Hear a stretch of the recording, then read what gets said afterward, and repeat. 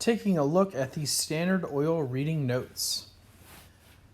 The first question is, who was the founder of the Standard Oil Company? And the answer to this one is, as you all know, John D. Rockefeller. What role did John D. Rockefeller play in the Civil War? Well, he was responsible for helping to boost the economy of the North during the war effort. He himself didn't serve. He was able to pay and have somebody serve for him during the war effort.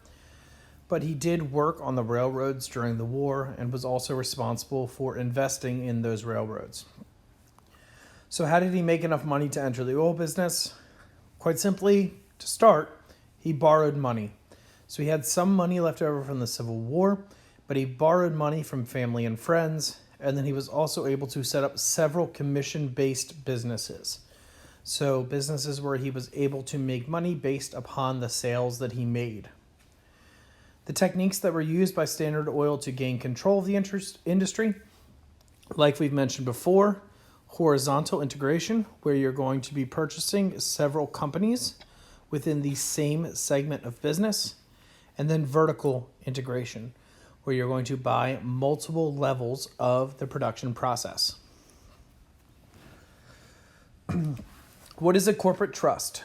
So what this is, it is a word that's used pretty synonymously with the phrase or the term monopoly. This is when a group of stockholders from multiple companies transfer all of their shares to a trustee or group of trustees who then control all of these companies. Now, typically this is done in exchange for a specified share of earnings. Essentially, they are trading their shares for profits. How did the public react to the methods used by Standard Oil? They were generally really unhappy with the practices used by Standard Oil. It put a lot of local businesses out of business. It's going to also lead to higher prices for consumers. Common sense dictates that if there is only one or two providers of a particular type of business, the prices for that particular business are going to be higher because they don't have to worry about competition. They can charge whatever they want. Who is Ida Tarbell and what did she do? Ida Tarbell was an investigative... I misspelled investigative. My apologies. 1 second. Went quick here. An investigative journalist who wrote about Standard Oil's business practices. So she is going to be the person who blows the whistle on a lot of what Standard Oil is actually doing. What actions were taken by the U.S. government in reaction to Standard Oil, and were they effective? That was the creation of the Sherman Antitrust Act, which is going to be a law that is going to try to limit the ability of companies to form monopolies. Was it effective? Yes and no. It's going to be unevenly enforced, but it will ultimately result in Standard Oil being dissolved and being broken up into several smaller companies. What was the Gospel of Wealth and what role did it play in Rockefeller's life?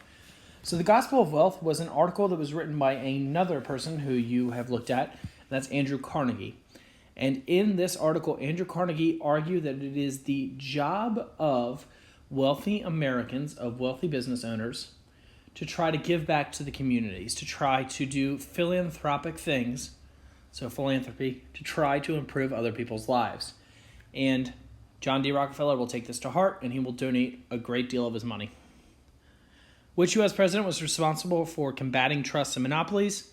That is good old Teddy Roosevelt. Theodore Roosevelt is going to be responsible for that. He'll take that up as one of his major issues as president. So what steps did President Roosevelt take to solve the issues related to big business in the United States? Number one, enforcement of the Sherman Antitrust Act. He's also going to create government organizations that were charged with trust busting.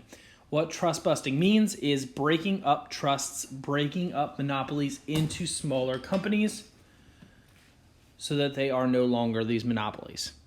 And also filing suits against companies. So actually suing these companies if they refuse to break up otherwise and forcing them to break up. What role did the Supreme Court play in the future of Standard Oil? It is going to be the Supreme Court that is going to formally disband Standard Oil. So they will be the ones who are able to actually break up Standard Oil into those several different companies. How would Ida Tarbell characterize the Standard Oil's business practices? Be specific and use quotes. So whatever quotes you decided to use are absolutely fine. But the basic ideas are, she felt that Standard Oil's business practices are fraudulent, they were privileged, and they were immoral. How would John D. Rockefeller defend his business practices?